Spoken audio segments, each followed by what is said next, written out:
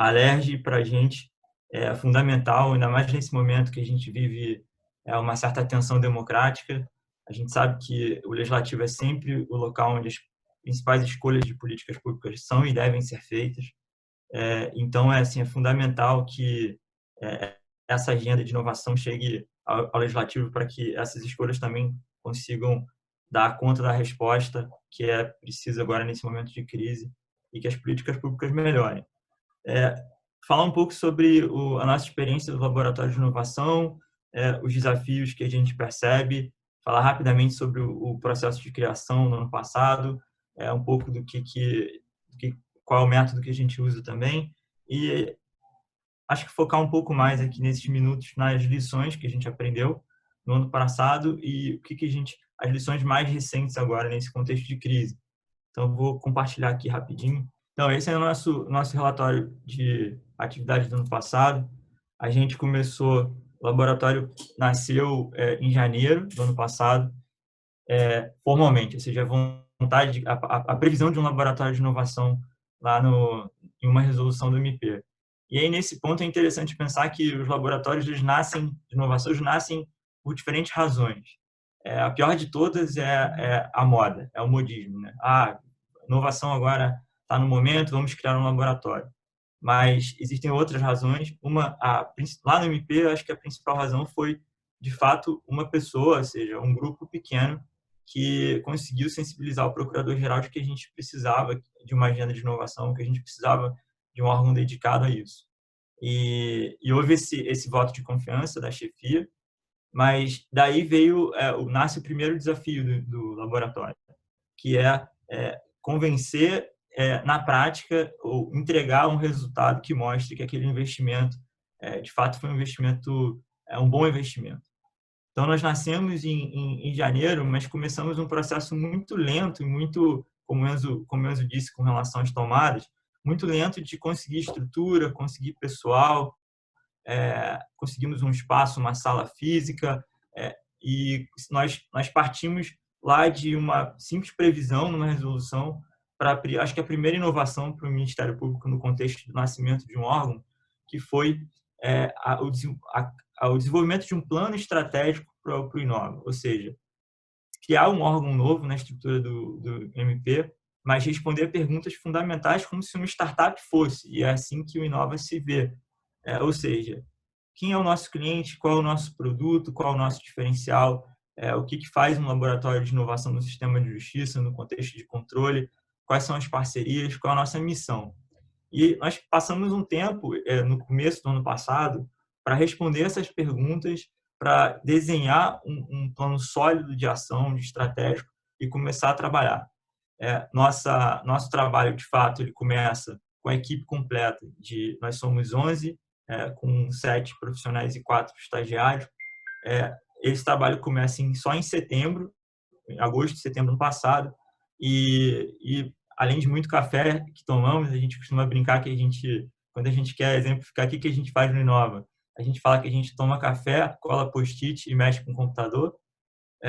E além de muito café, a gente conseguiu já realizar bastante coisa no primeiro ano e fazer algumas entregas importantes. Essas entregas, alguns experimentos que a gente conseguiu concluir, o primeiro deles foi um protótipo já usando esse método que a gente desenvolveu, que combina o design thinking, que combina também o design de serviços, quer dizer, combina também a ciência de dados, combina a comunicação e outras habilidades. A gente consegue desenvolver esse primeiro sistema, esse primeiro protótipo ajudando, ou seja, atuando junto com a nossa TI do MP para desenvolver um sistema de gerenciamento de procedimentos eletrônicos. A gente sabe que existe no Brasil o SEI, existem outros sistemas, mas a gente conseguiu ver que justamente por essa falta de levar em conta a perspectiva do usuário e levar em conta a empatia que o design traz, a gente via que havia muito valor assim a ser realizado se a gente conseguisse informar o desenvolvimento de um sistema partindo da realidade do promotor e das promotorias. Então, nós conseguimos desenvolver esse primeiro protótipo. Ele envolveu muito conhecimento dessa percepção do problema, muitas atividades de design com os usuários, testes e coisas que até então não faziam parte do desenvolvimento de sistemas no MP. Um segundo projeto que a gente concluiu também na virada do ano foi um projeto de realinhamento do Ministério Público, realinhamento desses órgãos que nasceram depois de uma agenda nova, que é muito marcante para o Procurador-Geral atual, que é uma agenda de modernização do MP. Os órgãos que foram criados, Inova inclusive, mas também o Centro de Pesquisas, um centro de análise de dashboards e de Business Intelligence, de BI, eles estavam um pouco desalinhados. Então, a próximo produto e contribuição do Inova foi promover uma visão integrada desses órgãos, realinhando todos numa visão nova de MP moderno.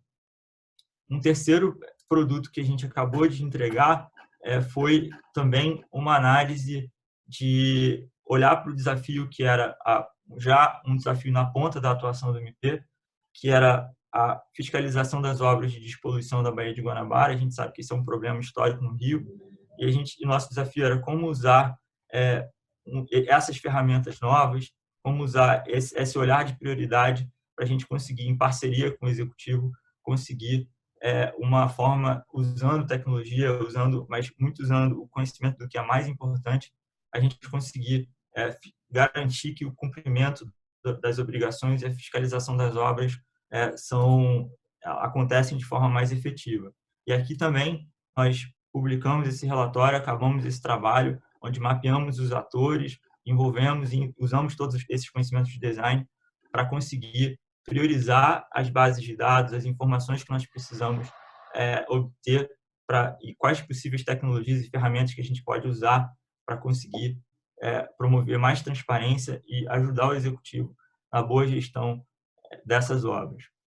E aí, por fim, um outro produto, um projeto seguinte que a gente acabou de desenvolver, que foi mencionado tanto pela Geisa quanto pelo Enzo, foi o Impacta, que é um programa de inovação aberta que nós estamos lançando no MP e que a gente viu que essa é uma grande onda de inovação hoje no Brasil e a gente acha que faz sentido trabalhar com parceria. A gente tem um lema no Inova de que ninguém inova sozinho, então aqui foi a ideia de criar esse programa que trabalha com a inteligência coletiva, que reúne a academia, reúne outros atores do setor público, reúne as startups, reúne as grandes empresas para solucionar com a gente os desafios de governo. E o que a gente fez aqui também, porque outro lema nosso é sempre evitar o retrabalho, sempre evitar reinventar a roda. A gente procurou e pesquisou tudo que existe hoje no Brasil e fora sobre inovação aberta. E a gente apostou e está apostando nesse modelo novo, assim, fazendo novas propostas com relação ao programa. O programa em si ele é experimental e a primeira delas foi tornar ele em si aberto, ou seja, ouvir a todos os atores sobre a própria concepção do programa. Então, a primeira coisa que a gente fez foi divulgar esse plano de ação, o plano do programa, para comentários, e a gente agora está fechando a versão, quer dizer, ia fechar a versão dele, fomos atropelados pela crise. Muito do que a gente, então, veio fazendo foi isso, e os primeiros aprendizados, importantes que a gente teve no final do primeiro ano, foram essas lições que a gente publicou aqui no relatório, e depois eu posso compartilhar com todos esses links. Mas a primeira lição que corresponde a desafios de inovação que a gente percebeu. A primeira delas é que a inovação ela tem uma intensidade ótima, ou seja, a gente tem que encontrar o ritmo certo para inovar. Acredito eu não comparei, não conheço a realidade dos outros órgãos de governo, das outras entidades, mas acho que a intuição confirmada pela nossa experiência é de que as instituições do sistema de justiça, eles têm uma tradição, um apego à tradição maior, assim, bem forte.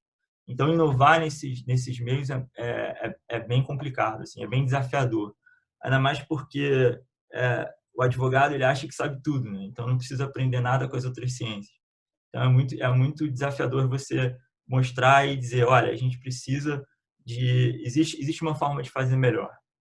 E como eu disse, no contexto de nascimento do Inova, ele nasceu muito como uma iniciativa que veio do próprio grupo que formou o Inova, e uma aposta ao procurador-geral, ou seja, o desenvolvimento e o fomento dessa cultura de inovação, de que inovar é preciso, e o que é inovar, é algo que ainda não estava formado, e não havia essa demanda ainda difundida pelo MP.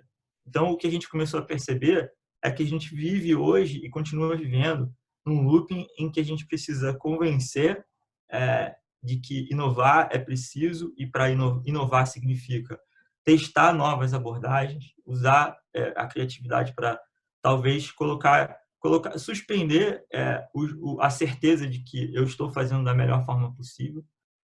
E como isso não estava difundido ainda, a gente vive nesse desafio, ou seja, a gente precisa ao mesmo tempo convencer que é preciso inovar e trabalhar com as equipes para, de fato, avançar em novas formas de trabalhar.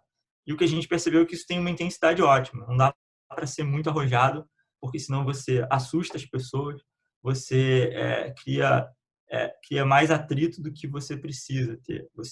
E não e tem muitos elementos psicológicos envolvidos na inovação, em você trabalhar com as pessoas e dizer, olha, existe uma forma diferente e talvez mais efetiva de fazer o que você está fazendo e sempre fez. Então, a gente percebeu que isso é muito delicado e a gente continua buscando esse equilíbrio ideal. Por isso é que a gente entendeu que é preciso, de certa forma, aguardar a iniciativa do nosso cliente, entre aspas, ou seja, daquela equipe com quem a gente vai trabalhar. A pior coisa para um laboratório de inovação é ser percebido como auditoria interna, onde a gente começa a olhar e apontar, olha, aqui tem uma ineficiência. Pelo contrário, eu acho que a gente precisa mostrar que a gente está aqui para ajudar e esperar, de certa forma, que venha uma iniciativa de, olha, eu quero trabalhar com vocês, vocês me ajudam a resolver esse desafio aqui, usando esse ferramental que vocês desenvolveram. A outra questão é que a gente também aprendizado é que a gente precisa de uma liberdade para fazer diferente. E a gente conseguiu aqui no Inova incluir na própria resolução que criou uma liberdade, que é um conceito de sandbox regulatório, que é uma liberdade para violar as normas do próprio MP. Ou seja, quando num contexto de inovação, num contexto de um experimento. Isso foi interessante porque o consultor jurídico, quando leu a minuta da resolução, ele falou assim, olha, eu não estou muito seguro disso não. E ninguém fica, né? Mas eu confio muito em vocês. Então, eu vou deixar... Daniel. Oi? Mas eu queria que você falasse um pouquinho, porque não é todo mundo que conhece. Na verdade, muitas pessoas aqui conhecem, mas a gente está falando com um público mais amplo. O que é esse conceito de sandbox?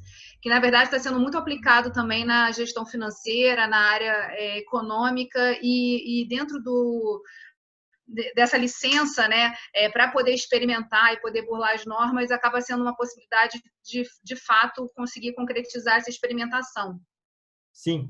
Então, o conceito de sandbox é justamente essa ideia de que talvez, como é que você lida com o dilema de que talvez você precisa testar, vale a pena incentivar e investir em testar um modo diferente de trabalhar para talvez obter resultados melhores, mas ao mesmo tempo você tem um arcabouço regulatório que te proíbe trabalhar de forma diferente do que aquela que você quer justamente buscar uma alternativa.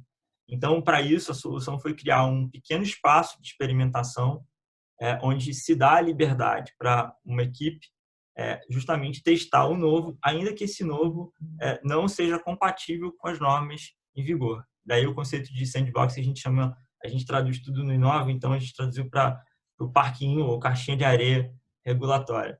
E é nisso que a gente assim, faz. Agora, esse processo precisa ser um processo que tenha segurança, ou seja, é claro que você está trabalhando com uma experimentação, ela pode dar errado, mas é preciso que a possível consequência de dar errado seja algo administrável, contível. Então, para isso, o que a gente fez no MP foi criar esse conceito, foi dada essa liberdade para o laboratório de inovação, mas com acompanhamento, toda vez no contexto de um experimento que precisa ter uma documentação, precisa ter o seu planejamento, precisa ter a sua transparência e precisa ter acompanhamento. Então, toda vez que o Inova precisa usar essa autoridade, essa liberdade, é preciso haver uma prestação de contas periódica e próxima tanto ao procurador-geral quanto à corregedoria. Então, isso eu acho que foi, quando a gente criou isso, e a gente conseguiu criar, me parece que foi o primeiro laboratório a ter isso como uma norma, na sua própria criação, e a gente soube que a CVM também já estava caminhando no mesmo sentido, como você mencionou, gente. Mas então foi isso, a gente precisa ter essa liberdade. E é interessante, isso foi muito interessante no Inova, de ver como que vários experimentos que a gente queria fazer, ou testar coisas novas, diferentes, a gente sempre ouvia, era muito comum, e é ainda muito comum a gente ouvir como resposta uma reação do tipo, não, mas isso não é o padrão do MP. Aí a gente precisa dizer, então, mas... Existem outros MPs dentro do MP, né? Então, existe, então, a gente sabe que isso não é o padrão, mas laboratório de inovação, laboratório faz experimento, então talvez pode ser que exista um padrão melhor, mas a gente não vai descobrir se a gente não testar. Então, tem todo esse trabalho de muita paciência. E aí, com isso, eu falo do meu último ponto para encerrar, que é um pouco desses aprendizados. Eu vou depois aqui, o link está aqui para vocês verem, está público se vocês quiserem ler, mas do último aprendizado no contexto da crise. A gente foi atropelado, como todo mundo, pela crise, e a gente começou, e o que eu percebi foi que todas as nossas limitações como instituição, elas aparecem muito mais nesse momento de crise. E a consequência das nossas ineficiências, elas são muito mais graves nesse momento também. Então, isso quer dizer que se inovar em governo já era um desafio, agora é um desafio muito maior.